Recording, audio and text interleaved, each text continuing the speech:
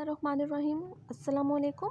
मैं हूँ सादिया तैयब और आज हमने पढ़ना है 10th क्लास की बायोलॉजी के चैप्टर नंबर 10 का सेकंड लेक्चर। ठीक है, हमने अपने फर्स्ट लेक्चर में जो है गैसियस एक्सचेंज चैप्टर का नाम था, उसमें हमने इंट्रोडक्टरी डेफिनेशन देखी थी कुछ। सबसे पहले हमने सेलुलर रेस्पिरेशन को देखा था, फिर हमने गैसियस एक्सचेंज को देखा था और लास्ट में हमने ब्रीदिंग को देखा था। ठीक है, आज हमारा जो टॉपिक है वो टॉपिक है गैसियस एक्सचेंज इन प्लांट्स। जी बेटे, क्योंकि हम बात कर रहे हैं बायोलॉजी की, तो बायोलॉजी में आपको याद होना चाहिए और पता होना चाहिए biology is the study of living organisms. और लिविंग ऑर्गेनिजम्स कितनी तरह के होते हैं? मेन लिविंग ऑर्गेनिजम्स हैं दो तरह के। कौन कौन से होते हैं? ये होते हैं प्लांट्स और दूसरे होते हैं बेटे एनिमल्स। तो हम जितने भी चैप्टर्स आपने 9th क्लास में भी पढ़े थे उनमें भी आपने देखा था जो भी प्रोसेसेस थे, न्यूट्रिशन था या ट्रांसपोर्टेशन था, जितने भी आपने चैप्टर्स या टॉपिक्स पढ़े थे उनमें आप प्लांट्स और एनिमल्स दोनों को लेके चलते हैं। ठीक है, तो इस तरीके से हमने गैसियस एक्सचेंज का चैप्टर शुरू किया है। तो गैसियस एक्सचेंज में भी हम प्लांट्स में भी गैसियस एक्सचेंज को स्टडी करेंगे और साथ ही हम एनिमल्स में भी गैसियस एक्सचेंज को स्टडी करेंगे। तो चैप्टर नंबर 10 जो कि 10th क्लास की बायोलॉजी का फर्स्ट चैप्टर है, आज का हमारा टॉपिक है gaseous exchange in plants. Gaseous exchange in plants में सबसे पहला और इम्पॉर्टेंट पॉइंट जो कि आपको पता होना चाहिए प्लांट्स से रिलेटेड वो ये है कि प्लांट्स की बॉडी के अंदर ऑर्गन और ऑर्गन सिस्टम जो है वेल डेवलप्ड नहीं होते। आपको याद हो तो आपने 9th क्लास की बायोलॉजी की बुक में ये बात पढ़ी थी कि जो प्लांट्स हैं उनके पास well developed organ system level नहीं होता है। ठीक है, ये इंपॉर्टेंट एमसीक्यू भी था। तो आपको पता होना चाहिए यहाँ पर भी कि गैसियस एक्सचेंज अगर प्लांट्स के अंदर परफॉर्म होती है तो वो किसी भी ऑर्गन या ऑर्गन सिस्टम से रिलेटेड नहीं होगी, बल्कि क्या होगा कि जो प्लांट के जितने भी पार्ट्स हैं, यानी कि प्लांट में मेजर पार्ट्स कौन कौन से होते हैं? लीव्स होती हैं, स्टेम होते हैं और रूट्स होते हैं। तो ये जो तीनों पार्ट्स हैं ये डायरेक्टली एनवायरनमेंट के साथ एक्सचेंज का प्रोसेस करेंगे। अब वो किन किन पार्ट्स या किस किस के ज़रिए से हो सकती है, मीन्स जैसे कि लीव्स में स्टोमेटा के ज़रिए से होती है, तो वो हम देखते हैं फर्दर कि प्लांट्स के जितने भी पार्ट्स हैं उनमें फर्दर गैसियस एक्सचेंज का प्रोसेस कैसे होता है। ठीक है, तो देखते हैं बेटे प्लांट्स के अंदर जो है मेजर क्या क्या पार्ट्स हैं। सबसे पहले है यहाँ पर हमारे पास लीव्स और यंग स्टेम है कि जो पत्ते होते हैं, और जो यंग स्टेम का यहाँ पर मतलब है हर्बेशियस स्टेम्स होती हैं। बेटा आपने ग्रीन कलर की स्टेम्स देखी होंगी, ठीक है, तना ऐसा जो कि क्या होता है अभी बिल्कुल यंग होता है और ग्रीन कलर का होता है, उसे हर्बेशियस स्टेम या फिर यंग स्टेम भी कहते हैं। तो जितने भी पत्ते होते हैं और जितने भी यंग स्टेम्स होती हैं उनके अंदर गैसियस एक्सचेंज का प्रोसेस जो है वो कैसे होता है? वो होता है स्टोमेटा के ज़रिए से। जी बेटे, मैं यहाँ पे लिख देती हूँ कि ये वाला जो प्रोसेस है वो कैसे होगा, वो होगा स्टोमेटा के ज़रिए से। अब स्टोमेटा क्या होता है? स्टोमेटा एज सच किसी भी पार्ट का नाम नहीं है। ठीक है, स्टोमेटा जो है वो एक पोर है। ये पोर जो है वो कैसे बनता है? दो गार्ड सेल्स के दरमियान में, यानी कि जो लीफ होती है, लीफ का जो लोअर एपिडर्मिस होता है, लोअर एपिडर्मिस में इस तरह के दो जो है वो सेल्स मौजूद होते हैं। ये जो दो सेल्स हैं इन्हें क्या कहते हैं? हम कहते हैं गार्ड सेल्स कहते हैं। और ये जो गार्ड सेल्स हैं जब ये टर्जिड होते हैं, इनके टर्जिड होने की वजह से ये इस शेप में कन्वर्ट हो जाते हैं। इन्हें कहते हैं कि बोर्ड हो जाते हैं, यानी कि झुक जाते हैं टर्जिड होने से। तो इनके दरमियान में जो पोर बनता है, इस पोर को हम कहते हैं स्टोमेटा। तो जो स्टोमेटा है ये वो सुराख है जिसके ज़रिए से लीव्स और यंग स्टेम में गैस एक्सचेंज का प्रोसेस होता है। मतलब कि जिस भी गैस की ज़रूरत है वो लीव्स और यंग स्टेम के अंदर एंटर हो जाती है, और जिन गैस की ज़रूरत नहीं है उन्हें बाहर निकाल दिया जाता है। ठीक है, नेक्स्ट जो है पहले बल्कि हम प्रोसेस देख लेते हैं। मैंने लीव ड्रॉ की है आपके लिए। यहाँ पर देखेंगे आप कि जो पत्ता है, इस पत्ते का जब क्रॉस सेक्शन लिया जाता है बेटे, एक होता है लॉन्गिट्यूडनल सेक्शन लंबाई के रुख में। ठीक है, जैसे अगर आप खीरे को काटते हो लंबाई के रुख में, या फिर आप खीरे के जो है वो सर्कुलर फॉर्म में उसके स्लाइसेस बनाते हो, ठीक है, वो उसका क्रॉस सेक्शन होता है। और अगर आप लंबाई में काटते हो तो वो लॉन्गिट्यूडनल सेक्शन होता है। ऐसे ही यहाँ पर लीफ का एक क्रॉस सेक्शन लिया गया है। ठीक है, तो क्रॉस सेक्शन को जो है अगर हम माइक्रोस्कोप में देखते हैं तो हमें कुछ ऐसे स्ट्रक्चर्स नज़र आएंगे। मतलब कि क्या होता है इनमें, ये सबसे ऊपर वाली जो लेयर होती है वो होती है क्यूटिकल। ठीक है, ये एक वैक्सी लेयर होती है क्यूटिकल। क्यूटिकल के नीचे होता है अपर एपिडर्मिस। ठीक है, यानी कि ऊपर वाली एपिडर्मिस है। और उसके नीचे ये जो सेल्स हैं ये आपको नज़र आ रही है मेसोफिल सेल्स हैं। बेटे ये भी मेसोफिल सेल्स हैं और ये वाले भी मेसोफिल सेल्स हैं। ये जो नीचे वाले बनाए हैं ना, इनमें एयर स्पेसेस ज़्यादा हैं, और एयर स्पेसेस ज़्यादा होने की वजह से इन्हें स्पॉन्जी मेसोफिल्स भी कहते हैं। स्पॉन्जी मेसोफिल सेल्स, ये भी मेसोफिल सेल्स हैं, और ये वाले भी नीचे वालों को स्पॉन्जी मेसोफिल सेल्स कहते हैं। और बेसिकली यही वो सेल्स हैं जहाँ पर फोटोसिंथेसिस का प्रोसेस भी होता है। ठीक है, तो बेटे ये क्या नज़र आ रहा है आपको, ये गार्ड सेल्स है जो कि मैंने यहाँ पर आपको बना के दिखाए थे। तो लोअर साइड पे गार्ड सेल्स मौजूद होते हैं। ये गार्ड सेल्स जो है वो क्या करते हैं, इनकी ओपनिंग से स्टोमेटा जो है वो क्रिएट होता है, और स्टोमेटा के ज़रिए से गैसेस जो है वो अंदर जाएंगी या बाहर जाएंगी। ठीक है, और ये लोअर एपिडर्मिस। तो जो है क्या होता है, एयर मौजूद है। एयर ने अगर अंदर जाना है, यानी कि एयर से अगर किसी भी गैस की ज़रूरत है, तो एयर जो है वो मूव करके जाएगी कहाँ, अंदर जाएगी यहाँ पर, और फिर यहाँ से एयर स्पेसेस में हवा रहेगी। उन एयर स्पेसेस में से फिर इन सेल्स को जिस भी गैस की ज़रूरत होगी वो इस एयर स्पेस से अपने अंदर ले जाएंगे। ठीक है, ऐसे ही अगर कोई गैस रिलीज़ होती है, बाहर निकलती है, तो वो एयर स्पेसेस में चली जाएगी, और फिर एयर स्पेसेस से उन गैसेस ने जो है वो स्टोमेटा के ज़रिए से क्या करना है, बाहर निकल जाना है। ठीक हो गया, तो इस तरीके से क्या होता है, गैसेस इनसाइड या फिर आउटसाइड जो है वो रिलीज़ हो जाती हैं स्टोमेटा के पोर्स के ज़रिए से। ठीक है, लीव्स के अंदर। ये पास्ट पेपर का एमसीक्यू भी है कि how gaseous exchange occurs in leaves and young stems, तो इसका आंसर है स्टोमेटा। ये सेपरेट भी आ जाए कि लीव्स में कैसे होता है तब भी स्टोमेटा आंसर होगा, जब यंग स्टेम अगर अकेले आ जाए तो तब भी स्टोमेटा आंसर होगा। नेक्स्ट है वुडी स्टेम और मैच्योर रूट्स। मैच्योर रूट भी जो होती है उसके बाहर भी जो है आप कह लें कि एक मोटी सी तह होगी। ऐसे ही जो वुडी स्टेम होती है, इनके दरख्त की लकड़ी जैसे होती है, उसके बाहर भी आपने मोटी तह एक देखी होती है, जैसे हम मोस्टली नाम देते हैं बार्क। बार्क जो है वो क्या कहते हैं, छाल को, दरख्त की जो छाल होती है। तो ये जो मोटी सी तह है, जो बार्क है, बेसिकली इसमें से ना तो वाटर गुजर सकता है, ना ही गैशियस एक्सचेंज। लेकिन स्टेम के सेल्स ने गैशियस एक्सचेंज का तो प्रोसेस करना है, तो क्या होता है, इस बार्क के अंदर कुछ पोर्स मौजूद होते हैं, और उन पोर्स को हम नाम देते हैं लेंटिसेल्स का। क्या नाम देते हैं, लेंटिसेल्स का। तो फिर इन लेंटिसेल्स के ज़रिए से क्या होता है, एक्सचेंज ऑफ गैसेस होता है। कहाँ पर ये एक्सचेंज ऑफ गैसेस होता है, ये बेटे एक्सचेंज ऑफ गैसेस होता है वुडी स्टेम और मैच्योर रूट्स में होता है।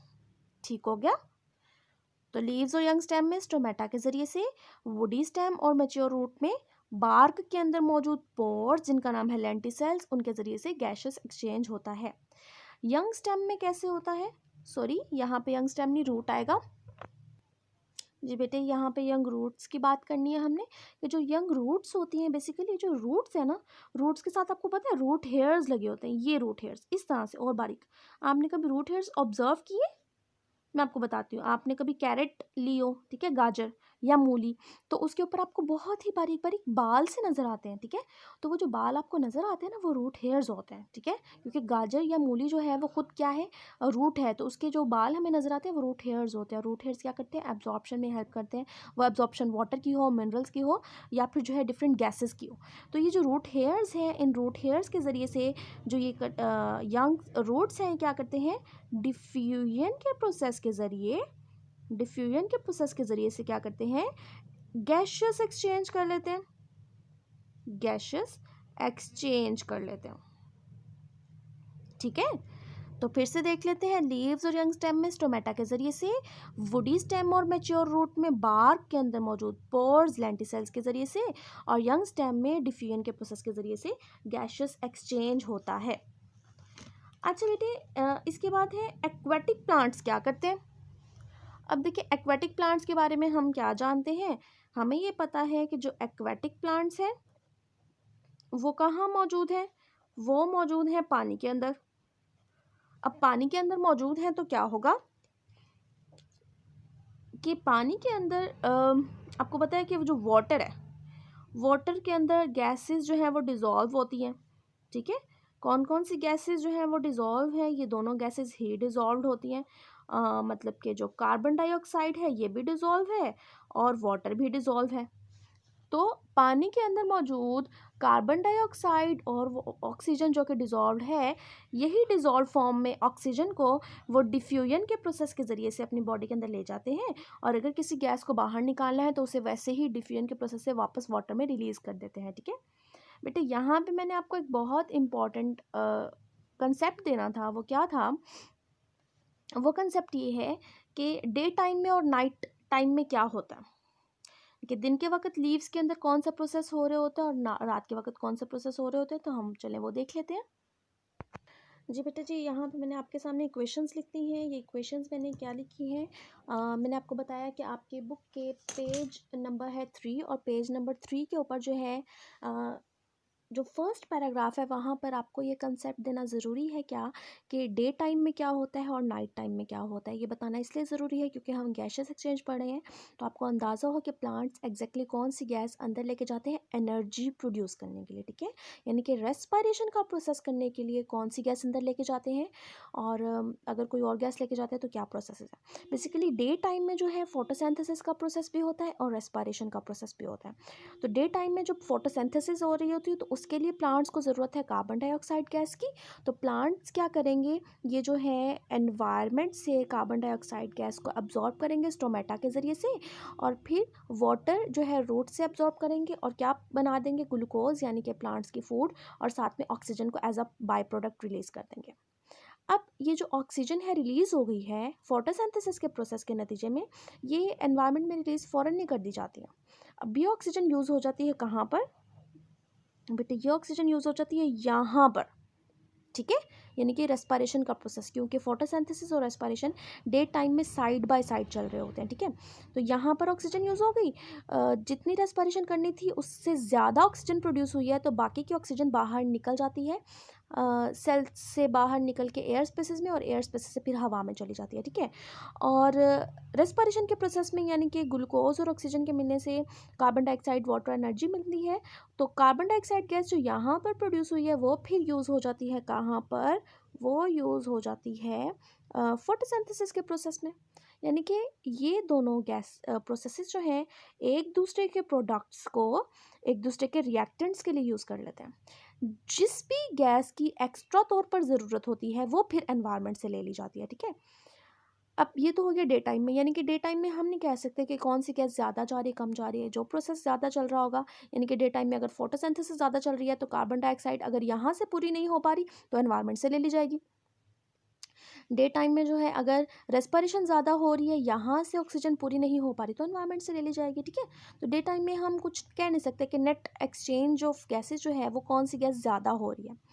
रात के वक्त क्या होता है, क्योंकि जिस तरह से हम हैं, दिन हो या रात हो, हमें रेस्पिरेशन हर वक्त चाहिए होती है ताकि हमारी बॉडी में एनर्जी बनती जाए।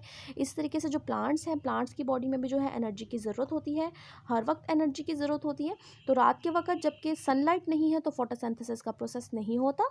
उस वक्त क्या है, सिर्फ C6H12O6 ऑक्सीजन के साथ मिलता है, कार्बन डाइऑक्साइड वाटर और एनर्जी रिलीज़ करता है। तो रात के वक्त किस गैस की ज़रूरत है, ऑक्सीजन गैस की ज़रूरत है, क्योंकि फोटोसिंथेसिस तो नहीं हो रही। तो फिर ऑक्सीजन कहाँ से आएगी, ये आएगी एनवायरनमेंट से। यानी कि रात के वक्त जो गैसेस एक्सचेंज होगा, रात के वक्त जो गैसेस एक्सचेंज होगा उसमें ऑक्सीजन अंदर जाएगी और कार्बन डाइऑक्साइड गैस बाहर जाएगी। इसीलिए ये भी कहा जाता है कि रात के वक्त आपने दरख्तों के पास नहीं सोना है, पौधों के पास नहीं सोना है। ऐसा क्यों होता है, क्योंकि कार्बन डाइऑक्साइड गैस जो है वो बाहर निकल रही होती है और ऑक्सीजन यूज़ कर रहे होता है। मतलब कि सेम वही प्रोसेस होता है जो कि हम यूज़ करते हैं। तो हवा में जो मौजूद होती है ऑक्सीजन, ठीक है, और कार्बन डाइऑक्साइड गैस, इनके बारे में अभी देखते हैं हम कि क्या होगा। हम भी वही गैस यूज़ कर रहे होंगे, ठीक है। अगर कोई ह्यूमन सोया हुआ है दरख्त के पास और जो प्लांट्स हैं वो भी सेम गैस यूज़ कर रहे होंगे, ठीक है। प्लांट्स भी सेम गैस यूज़ कर रहे होंगे, और क्या है कि हम भी कार्बन डाइऑक्साइड गैस बाहर निकाल रहे होंगे, प्लांट्स भी कार्बन डाइऑक्साइड गैस बाहर निकाल रहे होंगे। तो आहिस्ता आहिस्ता ऐसा होना शुरू हो जाएगा कि ऑक्सीजन का जो लेवल है वो एनवायरनमेंट में कम होना शुरू हो जाएगा और कार्बन डाइऑक्साइड का लेवल ज़्यादा होना शुरू हो जाएगा। और फिर आहिस्ता आहिस्ता हम जो सांस लेंगे उसमें कार्बन डाइऑक्साइड की क्वांटिटी ज़्यादा और ऑक्सीजन की क्वांटिटी कम होगी। और कार्बन डाइऑक्साइड तो हमारे लिए डेंजरस है, हम तो इसे एक्सहेल करते हैं, इनहेल नहीं करते हैं, ठीक है। तो इसलिए ये डेंजरस है हमारे लिए। तो हमें क्या करना चाहिए, रात के वक्त दरख्तों के पास सोने से अवॉइड करना चाहिए। ताकि हम अपनी ऑक्सीजन की जो क्वांटिटी जितनी हमें चाहिए वो इजीली ले सकें, ठीक है। तो ये बेटे मेजर कंसेप्ट था जो कि आपको पता होना चाहिए कि डे टाइम में कौन कौन से प्रोसेसेस हो रहे हैं और कौन कौन सी गैस एक्सचेंज जो है वो एनवायरनमेंट से होगा और रात के वक्त कौन सी गैसेस का एक्सचेंज होगा, ठीक है। आज की वीडियो में हमने ये देखा है कि जो प्लांट्स हैं उनके अंदर गैस एक्सचेंज कैसे होता है, लीव्स में, स्टेम्स में, यंग स्टेम्स में, यंग रूट्स में, मैच्योर रूट्स में, ठीक है। तो ये सारे के सारे जो है इंपॉर्टेंट है। यहाँ पे मैं आपको एक इंपॉर्टेंट एमसीक्यू बताती जाऊँ जो कि पास्ट पेपर का एमसीक्यू है। पहले मैंने आपसे ये शेयर किया कि जो है लीव्स में और यंग स्टेम्स में कैसे होता है, वो हमने कहा स्टोमेटा। एक और सवाल आता है कि frequently stomata are present, frequently stomata are present, stomata जो है वो ज़्यादातर या अक्सर कहाँ पर मौजूद होते हैं। मैं आपको डायग्राम दिखा के इसका आंसर बताऊंगी। जी बेटा जी, अभी हमने देखा है लीव का स्ट्रक्चर, तो मैंने आपको बताया स्टोमेटा। तो आप मुझे बताएंगे कि स्टोमेटा आपको अपर साइड पे नज़र आ रहे हैं कि लोअर साइड पे। ऑब्वियसली इस डायग्राम में तो लोअर साइड पे नज़र आ रहे हैं, ठीक है। तो स्टोमेटा होते ही लोअर साइड पे, अपर साइड पे भी कुछ होते हैं लेकिन लोअर साइड पे स्टोमेटा ज़्यादा होते हैं। तो frequently stomata are present on lower side of leaf या फिर लोअर एपिडर्मिस, इनमें से जो भी ऑप्शन होगा वो आप करेक्ट कर देंगे। ये पास्ट पेपर का एमसीक्यू है। इंशाल्लाह चैप्टर कंप्लीट होने के बाद हम एमसीक्यूज़ को भी डिस्कस करेंगे। अगर चैप्टर के साथ साथ ना कर सके तो बुक कंप्लीट होने के बाद लाजमी तौर पर हम जो है एमसीक्यूज़ की प्रैक्टिस करेंगे आपके फाइनल पेपर्स के लिए, और साथ ही हम पास्ट पेपर के क्वेश्चंस को भी डिस्कस करेंगे, ठीक है। आज के लिए इतना ही। दुआ में याद रखिएगा। वीडियो पसंद आ जाती है तो लाइक ज़रूर कीजिएगा बेटा, अपने क्लास फेलोज़ के साथ शेयर कीजिएगा, और चैनल पे नहीं है तो सब्सक्राइब कर दें। अल्लाह हाफिज़।